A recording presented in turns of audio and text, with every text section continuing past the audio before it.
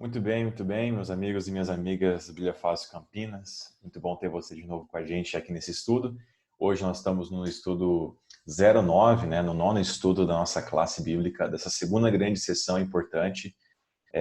Daqui para frente nós teremos estudos específicos sobre os eventos que antecedem a volta de Jesus. Então nos acompanha aqui nessa classe específica de Apocalipse. Nós vamos hoje entrar em Apocalipse 13, um dos textos mais que elucidam muito a nossa mente em relação a essa batalha final que vai acontecer. Então, fique com a gente. Hoje o texto está muito rico. Vamos observar com muita atenção esse texto aqui para nossa compreensão da palavra de Deus. Quero fazer uma oração com você. A gente vai iniciar. Deus e Pai, nosso Rei, muito obrigado, Senhor Deus, pelo teu amor e teu cuidado na nossa vida. Quero pedir sua bênção para que o Senhor, com tua graça e teu poder, venha invadir o nosso coração, venha fazer morada no nosso coração e que a gente compreenda a sua palavra para nós e que ela seja aplicada no nosso dia a dia conforme a tua vontade e teu querer. Por isso, Deus, obrigado por todas as coisas, isso que eu te peço em nome de Jesus. Amém, Pai. Muito bem, pessoal.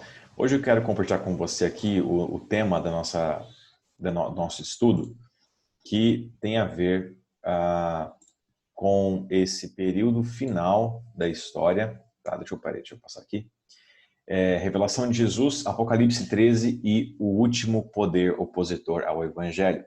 Como disse a você, Apocalipse 12 ele encerra com aquele verso do 17, onde essencialmente nós vimos um dragão contra a mulher e ele foi fazer guerra contra o restante da sua descendência, aqueles que guardam os mandamentos de Deus e têm o testemunho de Jesus. E ele se põe em pé diante da areia do mar. Curiosamente, o dragão ele não vai fazer uma guerra ou uma perseguição, como nós vimos aqui, por exemplo, nesse período de 1260 anos, nós conversamos ali, e nem também nesse período em que a serpente tenta também, nesse período do século, particularmente do século 17, 18 e 19, tenta com alguns tipos de ideologias, sofismas, tentar persuadir a igreja a desistir da sua missão. Agora, nesse contexto do fim, o dragão ele chama dois aliados, porque basicamente ele não vai fazer uma guerra direta, mas uma guerra um pouco mais sutil do que as pessoas pensam. E como serpente, ele vai tentar fazer o mesmo processo de engano, contudo, ele vai chamar dois aliados agora. E Apocalipse 13 fala de duas feras, de duas bestas, Uma que ela emerge do mar e uma outra que emerge da terra, tá? Então, nós vamos tentar identificar algumas características esses dois poderes que estão surgindo aqui agora, no contexto de Apocalipse 13. E vamos ver algum paralelo dessas bestas na história, tá bom? E vermos como se aplica ao nosso contexto agora, tá? Bom, inicialmente, eu acho que é importante nós entendermos o verso 1 do capítulo 13, ele vai causar em nós alguns questionamentos. Então vamos pegar o verso 1 primeiramente, depois a gente inicia o restante. O texto fala assim, capítulo 13, verso 1.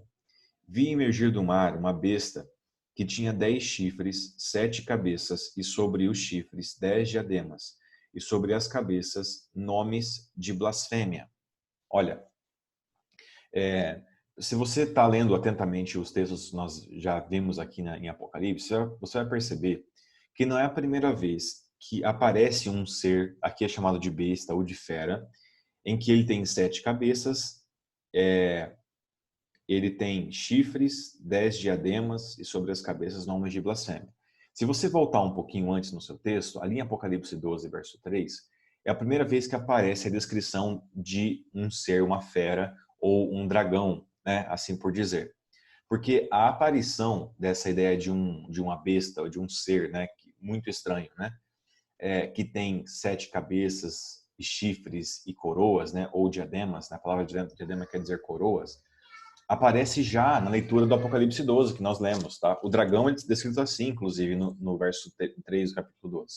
O texto fala assim, e viu-se no céu outro sinal, e eis que era um dragão vermelho, que tinha 7 cabeças, 10 chifres, e sobre as suas cabeças 7 diademas, tá? Então, aparentemente, parece que essa besta aqui, que nós estamos vendo aqui em Apocalipse 13, no verso 1, é a mesma do capítulo 12, verso 3.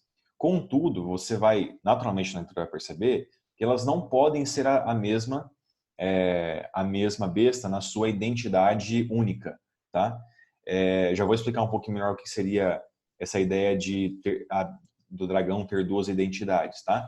Mas, primeiro porque o dragão estava perseguindo a mulher, no versículo 17 do capítulo 12, onde ele irou-se com o restante da descendência, e ele se pôs sobre a areia do mar. Então, nesse contexto, ele vai chamar, né? Ele vai chamar dois aliados. E um dos aliados parece-se muito com ele.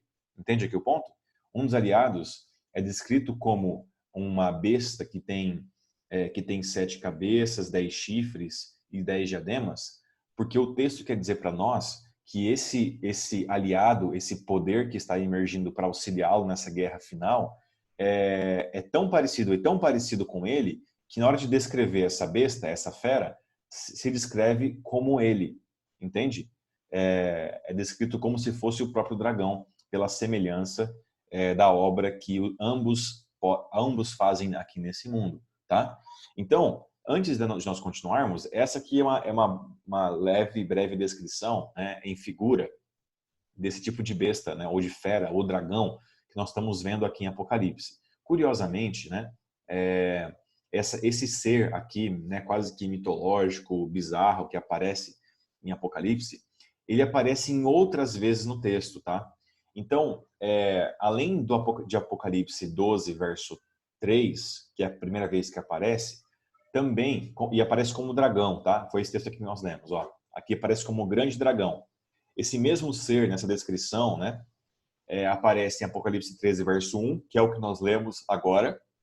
Aparece em Apocalipse 13, verso 17, verso 3. Lá aparece como besta escarlate, ou essa fera vermelha, né? Assim como o grande dragão também é vermelho, né?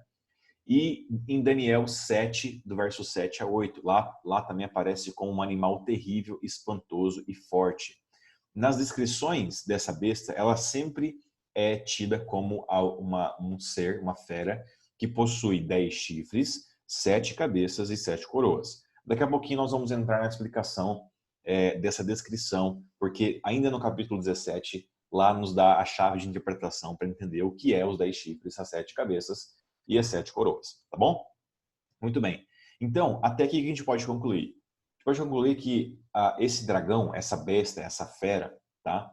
Ela possui duas identidades. A primeira identidade é aquela que está em Apocalipse 12, verso 8, onde que diz que o grande dragão é a antiga serpente, o diabo e Satanás. Muito bem. Então, essa é a primeira identidade desse ser que aparece aí tendo 10 chifres, 7 cabeças, 7 coroas, tá?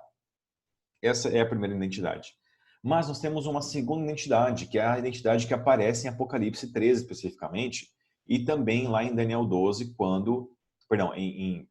em Daniel 7, quando se refere a esse ser que não é o dragão em si mesmo, não é o próprio diabo em si mesmo, mas é uma outra entidade, é um outro poder que se parece muito com ele, com a obra que ele faz nesse mundo. Então, se você pegasse, por exemplo, eu fiz aqui a segunda entidade, e peguei vários textos de Apocalipse 12, 13 e também Daniel 7, para você ver um pouco dessa identidade, desse poder. Nós também queremos identificar que poder que é esse, tá? Bom, o texto fala assim, que primeiramente ele tenta matar o filho da mulher, isso aparece em Apocalipse 12, 4. Ele recebe a autoridade do dragão, Apocalipse 13, 4. Esse é um dos textos, inclusive, que Apocalipse 13, verso 4, no ponto 2 aqui, que nos dá a entender realmente que é um outro poder, certo? Porque esse ser, que se parece muito com o dragão, né, com o próprio diabo, na sua personalidade e obra, recebe a autoridade do dragão. Então não pode ser a mesma pessoa, tá? Ele também tem uma boca que profere blasfêmias contra Deus. Ele, no quarto ponto, fala, recebe adoração, faz guerra contra os santos, isso aparece em Apocalipse 13 e também em Daniel. Ele tem poder para mudar os tempos e a lei de Deus, Daniel 7, verso 25, e age com autoridade durante 1260 anos. Isso vai aparecer em Apocalipse 12, 6, no verso 14, Apocalipse 13, 5 e em Daniel 7, 25. Em todas as menções que aparecem a ideia desse ser, dessa fera, né, que se parece muito com o dragão, nós temos essa aparição de um tempo que ele vai ter a sua obra realizada. Isso vai ser muito importante para interpretar quem é essa entidade, esse poder que tem aí, que blasfema, que recebe adoração, que faz guerra contra os santos, que tenta matar o filho da mulher e também tem poder para mudar tempos e a lei, tá bom? E aí, só para deixar um pouco mais claro para você, qual que é essa intenção, o que quer dizer a perseguição do filho da mulher? Basicamente, um dos representantes de Roma, Herodes, decreta a morte dos primogênitos quando Cristo estava ali para completar, acho que 2 anos, se eu não me engano, né? Depois que ele havia nascido, quando ele volta para a Terra, né? Quando ele tem que sair da Terra para se proteger, na verdade, né? Recebe a autoridade do dragão, ou seja, isso aqui simboliza que esse poder, essa entidade aqui, tem poder de domínio e soberania humana, tá? Essa é a ideia de ser autoridade do dragão. Também ela profere blasfêmias contra Deus através da sua boca. O que seria blasfêmia?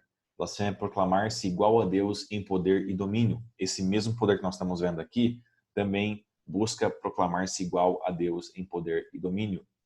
Também recebe adoração, ou seja, isso aqui se trata de um poder religioso que substitui a adoração somente a Deus. Tá? Vamos dissecando aqui, né? O que quer dizer essas aparições que nós temos aqui das expressões, tá? Ele faz guerra contra os santos, né? Ou seja, isso aqui é perseguição contra o povo de Deus, opressão ao evangelho verdadeiro. Poder para mudar os tempos e a lei, ou seja, muda os mandamentos de Deus, né? Estabelecendo os seus próprios mandamentos. Essa também é uma maneira de blasfemar contra Deus, né?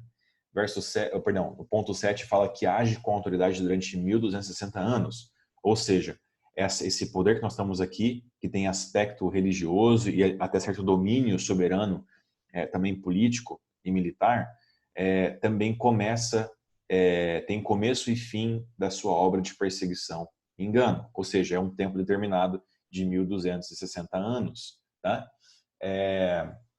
Isso se refere ao período que ela age. Inclusive, aqui em Apocalipse 13, quando você vai no verso 5, lá fala assim, ó, foi-lhe dada uma boca que proferia arrogâncias e blasfêmias e autoridade para agir 42 meses. Bom, você se lembra o que quer dizer 42 meses, né?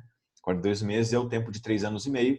3 anos e meio equivalem a 1260 dias, e na profecia isso quer dizer 1260 anos, tá? E aqui em Apocalipse 13, mais uma vez, aparece essa expressão do tempo em que esse poder que ganha a autoridade do dragão vai operar ao longo da história, tá?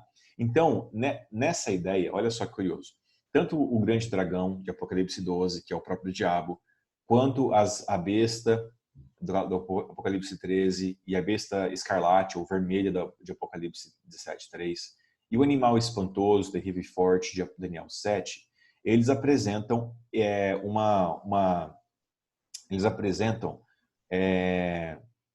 essa identidade de possuírem 10 chifres, 7 cabeças e 7 coroas, tá? E aí, independente aqui se agora é o dragão, né, ou se é esse outro poder, nós temos que entender o que quer dizer esses 10 chifres, 7 cabeças e 7 coroas, tá? E aí, nós temos um texto em Apocalipse 17, que é quando aparece uma outra menção a esse poder aqui de Apocalipse 13, explicando para nós, ou dando uma pista para nós, do que o que significa, né, essa cabeça que ela possui, né? Enfim, como você já viu. Aqui nós lemos o seguinte, Apocalipse 17, verso 10. Aqui o sentido, que tem sabedoria.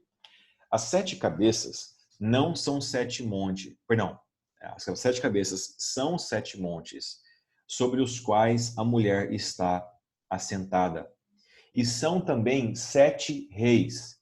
5 já caíram e 1 existe. Outro ainda não é vindo. E quando vier, convém que dure um pouco de tempo, tá? Então, olha só que interessante. Então, a ideia das 7 cabeças, o texto inicialmente fala que são 7 montes e logo em seguida fala que são 7 reis. Lembrando a você que a linguagem de monte no Antigo Testamento sempre se refere a algum tipo de poder, né? Nós vimos inclusive lá, acho que foi no contexto das 7 trombetas, que são juízos de Deus sobre aqueles que impediam a pregação do evangelho, que Babilônia, no Antigo Testamento, é tida como uma montanha ou um monte pegando fogo. Então, geralmente, no Antigo Testamento, eles simbolizam os poderes e os reinos através de montes, tá? Então, e aí logo em seguida o texto fala que são 7 reis. Então, automaticamente, conectando a expressão reis com montanha, nós estamos falando aqui para você de reinos, tá bom? Reinos que, no caso aqui, o texto fala que 5 já caíram ou já estão no passado, um existe e outro não é vindo. Obviamente, quando nós lemos esse texto, nós não podemos ler da nossa perspectiva, né? Porque o texto está inicialmente sendo comunicado para as pessoas que vivem no tempo de João. Então, 5 reinos já caíram ou já passaram da perspectiva de João. Um reino existe também da perspectiva de João e o outro ainda vai vir também da perspectiva de João, quem escreve o livro de Apocalipse, tá? E quando vier, convém que dure um pouco de tempo. Bom, é por isso que muitos... Agora deixa eu voltar aqui um pouquinho para você. É por isso que nesse contexto aqui, gente, quando os historiadores conectam essa ideia de que 5 reinos passaram, um existe e um ainda vai existir, automaticamente, tanto os teólogos protestantes quanto os teólogos atuais, eles conectam essa interpretação a reinos temporais que passaram e reinos futuros que estão por vir. E é por isso que, então, eu queria te mostrar qual que seria a aplicação histórica desse texto aqui, que é um texto muito importante para a nossa compreensão de hoje, tá? Muito bem. O texto fala assim, então, que 5 já caíram, ou seja, os 5 reinos que já se passaram aqui são exatamente o Egito, a Síria, Babilônia, Pérsia e Grécia. E aí são reinos que já passaram, reinos históricos de dominância, predominância global, certo? E um reino existe, tá? E o texto aqui fala que um reino existe. O reino que existia naquele contexto de João era especificamente o reino de Roma. E outro ainda não chegou. E esse reino que sucede Roma é a Roma papal, né? Aquela junção que eu disse para você entre o poder político e o poder religioso, que tem um domínio extenso de 1260 dias, que é um período aí que sobressai mais de 10 séculos, onde existe então esse poder que vai reinar um pouco de tempo, ok? Então, a aplicação profética desse texto aqui específico, né, dessa ideia das 7 cabeças, né, e juntamente com os seus chifres, ela está aplicada a esse contexto aqui específico de reinos que já passaram, um existia e outro está por vir. Então, subsequentemente, nós temos isso. Se você for em Apocalipse 17, é curioso, porque muitas pessoas perguntam de vez em quando para a gente sobre a ideia que nós temos em relação aos 10 chifres, né? Que são vistos também nessa imagem do dragão. Tá? Algumas pessoas conectam esses chifres com interpretações diferentes ou distintas. Eu vou ser bem sincero para você. Eu não sei dizer para você o que são exatamente esses 10 chifres, tá bom? Não se encontram. Eu não tenho hoje uma explicação específica para que isso aconteça. Contudo, é curioso que no Apocalipse 17 fala sobre algo curioso em relação ao que está para acontecer após a queda da sétima cabeça, tá? No período após a queda do sétimo rei, o reino que aparece na história. No verso 11 fala assim, ó. Perdão, eu vou ler só, vou ler de novo o texto completo para você pegar o gancho aqui. Verso 9 do capítulo 17 fala assim, ó. Aqui está o sentido que tem sabedoria. As 7 cabeças são 7 montes, nos quais a mulher está sentada. São também 7 reis, dos quais caíram 5, um existe e o outro ainda não chegou. E quando chegar, tem de durar pouco. E a besta, que era e não é, também é ele, o 8º rei, e procede dos 7, e caminha para a destruição.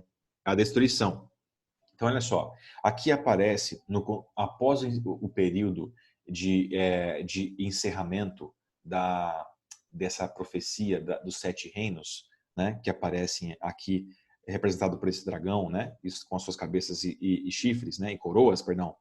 Nós temos aqui um oitavo rei que surge do sétimo reino. E esse oitavo rei, ou esse oitavo poder que surge do sétimo reino, ele então caminha para a destruição. E aí o texto fala que quando surgir esse oitavo reino, tá? Que provém da sétima cabeça, né? Ou o sétimo reino, nós temos aqui então os 10 chifres que viste, são 10 reis, os quais ainda não receberam reino, mas recebem autoridade como reis com a besta durante uma hora. E aí o verso 13 fala assim, tem estes um só pensamento e oferecem à besta o poder e a autoridade que possuem. Tá? Então, olha só, nesse pano histórico da aplicação da profecia aqui, nós temos que entender uma coisa, que esses 10 chifres, que são 10 reinos, ou 10 reis, eles vão impulsionar e vão dar força a esse último poder que surge do sétimo reino, da Roma papal, ok? E nós não sabemos quem de fato são eles, mas o texto fala que são reinos, ou são reis, são poderes aí que detêm um certo tipo de poder econômico, político nesse mundo, e os quais ainda não receberam reino, mas quando eles receberem autoridade como reis, eles vão então oferecer à besta o poder e a autoridade que possuem.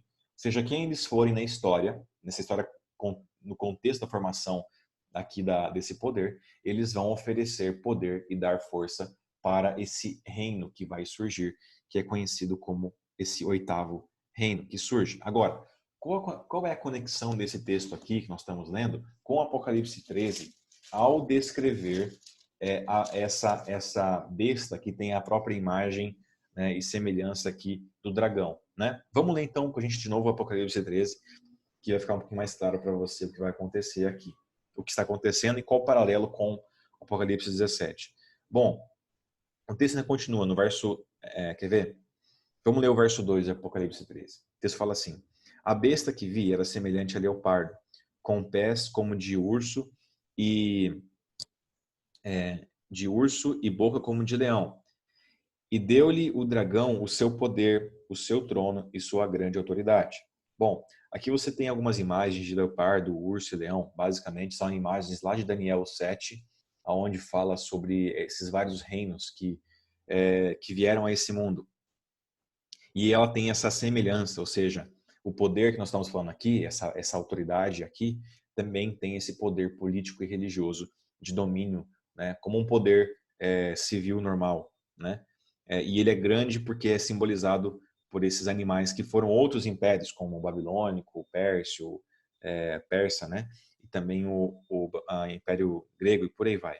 Bom, o texto fala assim que o dragão então deu o seu poder, o seu trono e a sua grande autoridade. Então vi, no verso 3, então vi uma de suas cabeças como golpeada de morte, mas essa ferida mortal foi curada. E toda a terra se maravilhou seguindo a besta. E adoraram o dragão, porque deu a sua autoridade à besta. Também adoraram a besta, dizendo, quem é semelhante à besta? Quem pode pelejar contra ela? Foi dada uma boca, então nós vemos esse texto aqui, né?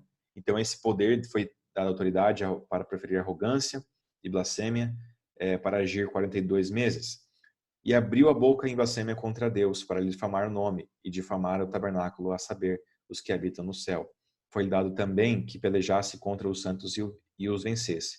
Deu-se-lhe ainda autoridade sobre cada tribo, língua e nação.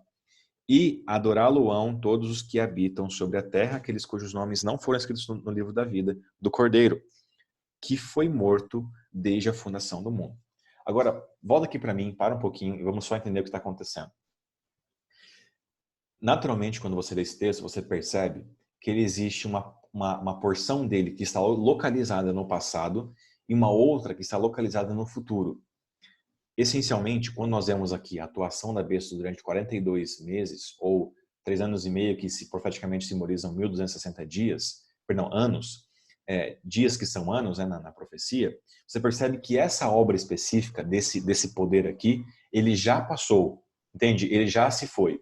Essa obra aqui específica, que nós estamos falando aqui desse período que ela, no final dela, esse poder sofre uma ferida de morte, é justamente o período do sétimo do sétimo chifre, da sétima cabeça, do sétimo reino, que nós conhecemos historicamente como Roma Papal, ok? Então é nesse período aí, do ano 1500, né, para frente até ali 1600, 1700, nós temos esse período específico de domínio político, religioso, militar de Roma Papal, tá?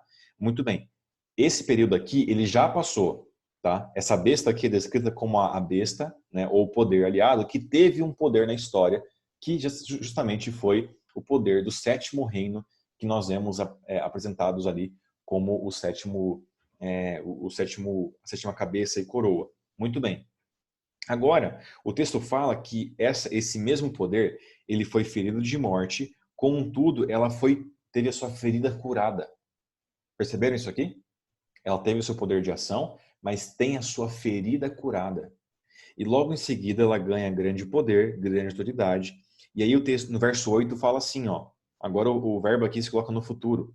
E adorá-lo-ão todos os que habitam sobre a terra, aqueles cujos nomes não foram escritos no livro da vida do Cordeiro e foi morto desde a fundação do mundo.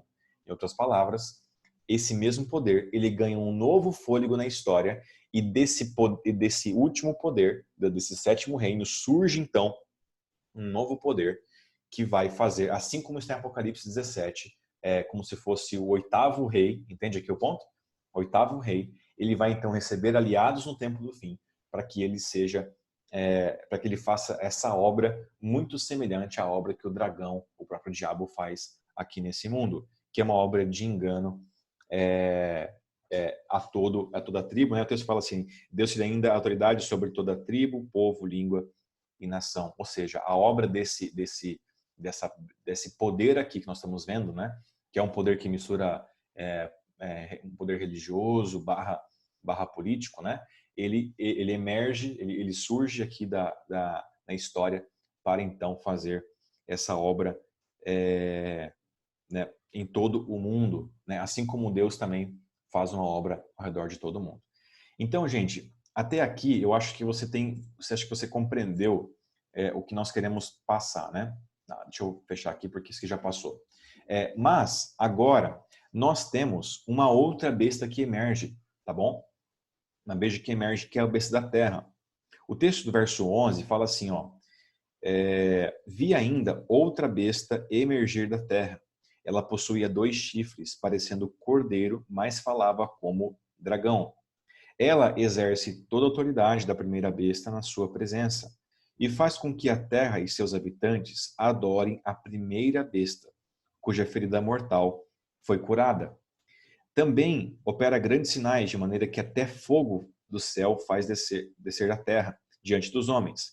Seduz os que habitam sobre a terra por causa dos sinais que lhe foi dado executar diante da besta, dizendo aos que habitam sobre a terra que façam uma imagem à besta, aquela que, ferida a espada, sobreviveu. Ele foi dado comunicar fôlego à imagem da besta, para que não só a imagem falasse, como ainda fizessem morrer quantos não adorassem a imagem da besta. A todos os pequenos e grandes, os ricos e pobres, os livres e os escravos, faz com que seja lhe dada certa marca sobre a mão direita e sobre a fronte, para que ninguém possa comprar ou vender, senão aquele que tem a marca. O nome da besta é o número do seu nome. Aqui está a sabedoria. Aquele que tem entendimento, calcule o número da besta, pois é o número de homem. Ora, esse número é 666.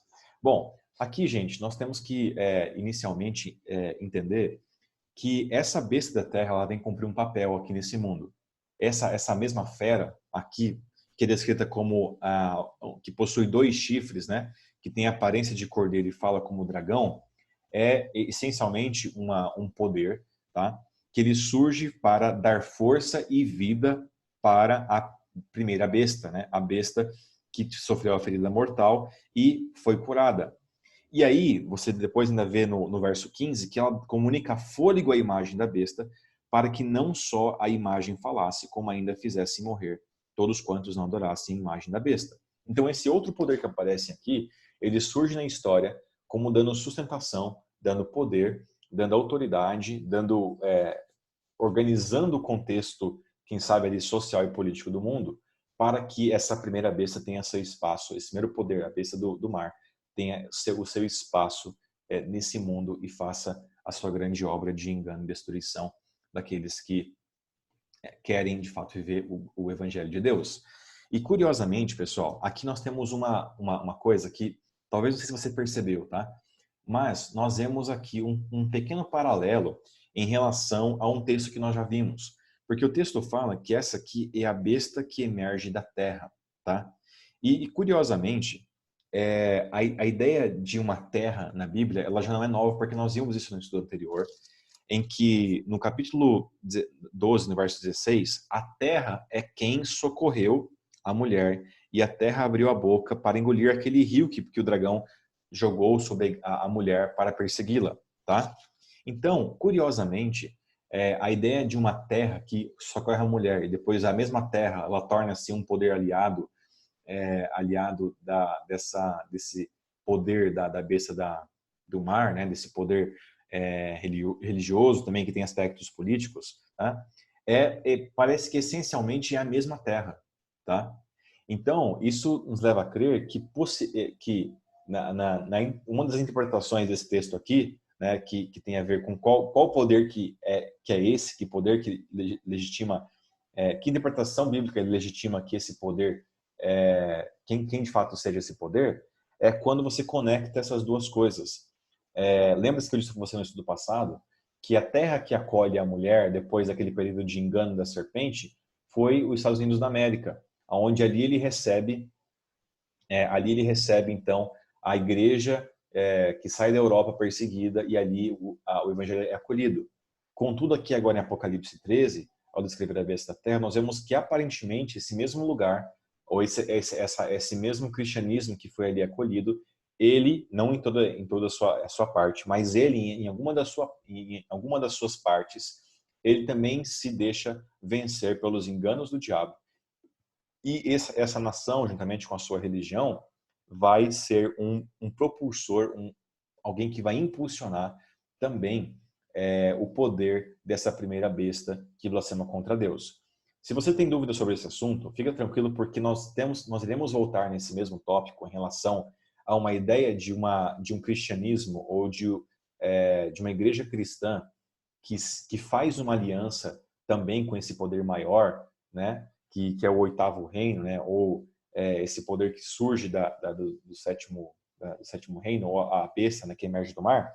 Nos capítulos 17 e 18, principalmente, nós vamos ver como se dá um pouco melhor essa união, tá? Do que nós estamos vendo aqui no Apocalipse 13, tá? Mas para mim, o que me chama a atenção aqui é que nesse contexto nós temos agora três personagens que vão fazer uma espécie de trindade falsa no tempo do fim para combater ou para perseguir, né? E se opor à mensagem do evangelho no tempo final da nossa história. Porque agora nós temos o dragão, o próprio diabo, nós temos dois aliados, que é a besta do mar e a besta da terra, que são basicamente dois poderes que vão se aliar ao seu grande líder, que é o próprio diabo, para fazer uma grande obra de engano nesse mundo. E só para te dar uma outra evidência de que essa de fato é uma trindade falsa que vai operar nesse mundo, é só você observar as palavras com que João, em visão, descreve esses dois poderes que surgem. Então, na hora de, por exemplo, descrever a besta do mar, essa fera do mar, né, que nós vimos aqui, ele descreve literalmente com palavras que remetem à própria pessoa de Jesus em relação ao Pai, né? Então, a primeira coisa que aparece aqui, por exemplo, é o fato de que Jesus, o dragão aqui, o dragão que você viu, ele é um dragão, perdão, a besta que você vê, esse poder que surge aqui, ele é descrito nas mesmas palavras em que o dragão é descrito, tá? O que isso quer dizer? Isso quer dizer, basicamente, que Cristo falava o seguinte para os seus discípulos: olha, quem quer ver o Pai, vem a mim, porque eu e ele nós somos um. Lembra dessa expressão de Jesus? Muito bem. Isso, na minha mente, é bem interessante, porque você vê que a descrição dessa besta do mar é uma descrição que remete à sua identidade, à sua aparição, né? Ela é muito idêntica à própria besta, ao dragão, E Cristo fala o seguinte, olha, se você olhar para mim, você vê o Pai. Isso está em João 14, verso 9, né? Outra coisa que aparece é que essa mesma besta aqui do mar, né? Esse poder religioso aqui, ele também tem a mesma autoridade do dragão, né? Cristo fala em Mateus 28, 18, que ele recebeu toda a autoridade do céu, né? Do Pai, para que ele opere a sua obra no céu e na terra. Uma outra coisa interessante que aparece aqui sobre essa besta do mar é que ela foi morta e ela ressuscita. Cristo também morre e ressuscita. Essa besta, inclusive, tem um ministério de 3 anos e meio, né? No tempo literal da profecia, né? De 3 anos e meio. Cristo também tem um ministério de 3 anos e meio. Então, essencialmente, esse poder religioso que surge aqui, em Apocalipse 13, né? Com o chamado de besta do mar, ele é um poder que contrafaz, né? Ou que tenta performar a obra que Cristo fez aqui nesse mundo, tá? Essa é a ideia principal que nós temos aqui aparecendo para gente em Apocalipse 13, né? Esse primeiro poder aliado do diabo, ele tenta contrafazer ou falsificar a obra de Jesus aqui nesse mundo. Ao passo que a besta da terra, esse poder que emerge, aparentemente um poder político aqui, que emerge, né, da terra, ele é um poder que tem semelhanças com o Espírito Santo. Como, por exemplo, o texto fala que ele exerce toda a autoridade da primeira besta, certo? Assim como o Espírito Santo exerce toda a autoridade de Cristo e de Deus que está no céu. E ele faz com que as pessoas, a besta da terra aqui, faz com que as pessoas sejam levadas a adorar a primeira besta. O Espírito Santo faz a mesma coisa. Ele faz com que os habitantes da terra também adorem a Jesus Cristo. Essa é a função dele. Uma outra coisa que é interessante é que o texto fala que até fogo ele faz cair do céu, né? A besta da terra faz fogo cair do céu. Curiosamente, é no Pentecostes, né, que as línguas caem aos discípulos como fogo caindo do céu. E você também tem um outro momento em que nós vemos aqui no verso 15, a besta do mar dando fôlego à primeira besta, né? Ou dando essa ideia de que ela provê à primeira besta aquilo que é necessário entre os habitantes da terra, como uma espécie de guia, de orientador, de consolador para aqueles que querem adorar a essa imagem. O Espírito Santo faz a mesma coisa com Jesus. Então nós temos aqui essencialmente uma trindade falsa, gente. Essa trindade falsa basicamente é agora a construção diabólica de um poder que vai buscar de todas as maneiras enganar o povo em relação àquilo que nós fazemos e vemos aqui nesse mundo. Sabe, eu vou te fazer uma última perguntinha. Essa aqui a gente já viu em outros contextos, né, no nosso estudo. Eu quero encerrar com isso.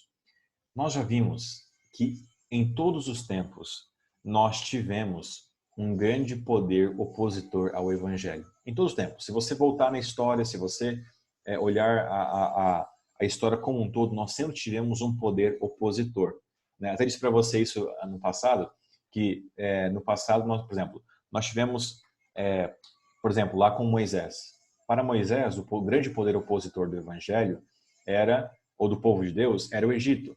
Para Daniel, era a Babilônia. Para Jesus e João, que escrevem de Apocalipse, era Roma, certo? Juntamente com os líderes da igreja judaica, era uma grande oposição à pregação do Evangelho, tá? E eu queria te fazer uma perguntinha importante, que é a seguinte: qual que é em nossos dias, qual é o grande poder opositor do Evangelho? Veja, o Brasil, se você olhar para ele, é um país cristão, né? É um país tão cristão que hoje ele é um país que pode eleger ou tirar do poder até mesmo um líder político, um presidente do Brasil. Então, percebe que hoje em dia parece que aparentemente, entre aspas aqui, nós não temos um poder opositor ao Evangelho. Eu queria fazer você pensar em realmente o que tem se oposto, o que se opõe à pregação do Evangelho em nossos dias. Pense um pouquinho nisso, porque aparentemente a gente pode pensar, mas o que está se opondo ao Evangelho aqui no Brasil, né? Se você fosse lá para outros países orientais, talvez seria um pouco mais nítido isso. Mas pense aqui na sua vida, na cidade em que você vive. O que se opõe ao evangelho no tempo que você vive? Eu queria deixar essa perguntinha para você, porque a gente vai começar a responder o nosso próximo estudo especificamente, ele vai tocar um pouquinho nesse ponto, né? No que se opõe no evangelho. A impressão que eu tenho é que os grandes opositores do evangelho, eles não são tão nítidos quanto no passado. Me parece que nesse momento que nós vemos, o engano, ele é mais sorrateiro, ele é mais silencioso. Ele vem de meios em que nós não percebemos. Ele vem por instituições ou por grupos que nós não percebemos. Ou não nos damos conta que dali vem de fato o engano e dali pode vir inclusive a apostasia final. Então eu queria fazer você pensar nessa hipótese ou na realidade de que nós podemos estar vivendo num tempo de grande engano e de grande destruição da verdade do Evangelho, dos mandamentos de Deus, e nós nem estamos percebendo isso, tá? Porque aparentemente eu mesmo não posso conceber o fato de que o diabo, por exemplo, está lá paradão no trono dele aqui nesse mundo, está lá quieto, está ocioso lá, está sem fazer nada.